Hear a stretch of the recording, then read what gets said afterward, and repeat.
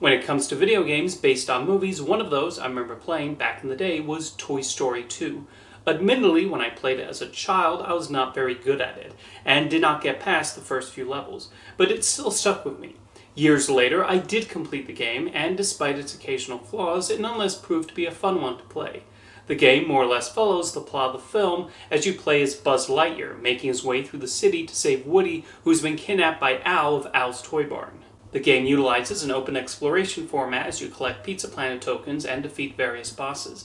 There are a number of tasks Buzz is required to do in order to advance through the game, usually helping some of the other characters like Mr. Potato Head and Slinky Dog.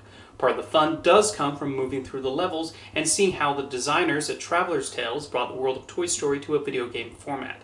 There are familiar locations from the movie like Andy's house and Al's Toy Barn, but Buzz also has to travel through areas not featured in the movie like a construction site and rain-soaked alleys. Even when it departs from what happens in Toy Story 2, the levels nonetheless show a decent amount of creativity and there's some solid variety. Although one scene I'm surprised did not become a level was the road crossing scene. That seems tailor-made for a video game, but alas, it's skipped over. Buzz can do some of the expected things like jump, climb, and swing. However, even though his laser in the movies is just a little light bulb that blinks, in the game it can actually destroy other toys. That becomes his primary weapon to defeat enemies, although you can also collect various power-ups to help him further. Each level has 5 Pizza Planet tokens you can collect, although you only need 1 to get to the next section. There are a few times though when it's tricky and requires attaining a power-up in a later level and then going back. The game developers seem keen on making sure the player moves through every single nook and cranny of the level. Something that can get frustrating is when you have to be absolutely precise in order to reach specific areas in the level. If you're just a little off, you're not going to land where you have to.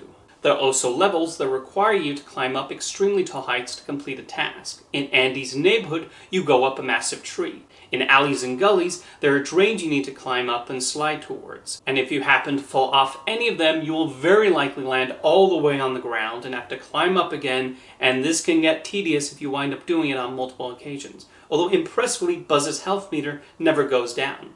In the first Toy Story movie, falling from a great height caused his arm to go off. I guess Andy got Buzz some upgrades in the time since. One thing I appreciate about the game is that if you lose a life, you are dropped off in the exact same spot. No need to run or climb through the whole level again. And the game makes it very easy for you to get new lives, so when you lose one, it's only a minor inconvenience. The developers did manage to incorporate several elements from the movie beyond just the level designs. In Al's Toy Barn, Buzz has to jump on the trampoline to get to a certain location on time, which calls to mind a moment from Toy Story 2. In the airport, you move through the baggage conveyor belts in order to try and reach Stinky Pete. And you even get to battle Emperor Zurg on top of the elevator at Al's apartment building. It's neat seeing the various characters from the movie throughout the game, although you would think saving Woody before he's shipped to Japan would be the top priority rather than helping Bo Peep find her sheep and collecting coins for Ham. Although I was definitely on board with helping the 3-eyed aliens to their spaceship. Woody is obviously important here, but look at them. How can you say no to that face? As is often the case with movie-based video games, it is amusing some of the inconsistencies that pop up as the game developers add new obstacles for the characters. In Al's Toy Barn, there are harmful liquids over the floor that affect Buzz's health, as well as several toys out of their boxes just flying around and shooting everything. Al does not do a good job of making his store a safe place. At least in the movie, we see a few employees walking around. They're completely absent while Buzz is running around, dealing with evil robot toys shooting harmful lasers and trying not to get wet. The funniest thing you have to do in the game is flood Al's bathroom in his penthouse apartment. Al's already going to get his comeuppance. Do you need to rub salt in the wound by leaving his faucet switched on? The level of difficulty in each task varies, but the easiest parts of the game are surprisingly the boss battles. There's no real strategy involved. You just need to shoot at them or use your spin attack a bunch of times, and then they're defeated. This includes the final boss, which consists of Stinky Pete and 2 other enemies from earlier in the game. They don't put up too much of a fight, and it does not take long to defeat all 3. Visually, Toy Story 2 looks like most 3D platformer games of that era, and certainly a far cry from the video game sequence that opens the movie. Have you ever noticed Rex was playing that on a Super Nintendo? Those are some impressive graphics for a game on that console. With that said, it's passable and does the job required of making it look enough like Toy Story 2.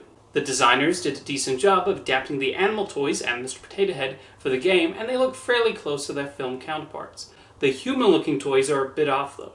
Buzz is okay, although you only get to see his face depending on when he turns around. Jesse is extremely off-putting, and then you have Woody. On the PC version, he looks somewhat like you would expect him to. In the Nintendo 64 version though, who are you and what have you done with Woody? Speaking of differences between the N64 and PC versions, the latter included clips from Toy Story 2 in between the levels. Nintendo 64 games apparently did not have the cartridge space to include movie clips, so it just uses still images and captions to transition to the next part of the story. Impressively, most of the original actors from the film reprised their roles for this game. Pat Fraley would usually voice Buzz Lightyear in video games during this era, but they actually managed to get Tim Allen on board for this one. So he's the voice you hear when Buzz is grunting, yelling as he falls to the ground, and saying his catchphrases. Some of the other actors from the movie, like Joan Cusack, Don Rickles, and John Ratzenberger, also lend their voices to the game. As was usually the case though, Tom Hanks' brother Jim filled in for him for Woody's lines. Wallace Shawn was also unavailable apparently, so Earl Bone provides Rex's voice instead. A lot of people continue to have a nostalgic fondness for the Toy Story 2 video game, and it's easy to see why.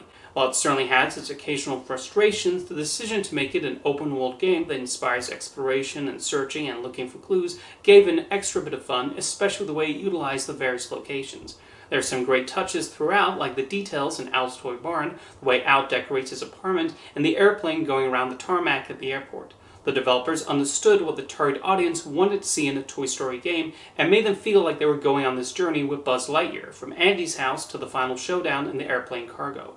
Best of all is actually getting to be Buzz as he jumps from place to place and goes through so much to find Woody and bring him back home. As a video game based on a movie, it gets the job done well, and the folks at Traveller's Tales and Disney Interactive should be proud of the work they did on such a memorable game. If you've played Toy Story 2, let me know your own memories of it, and I'll see you next time.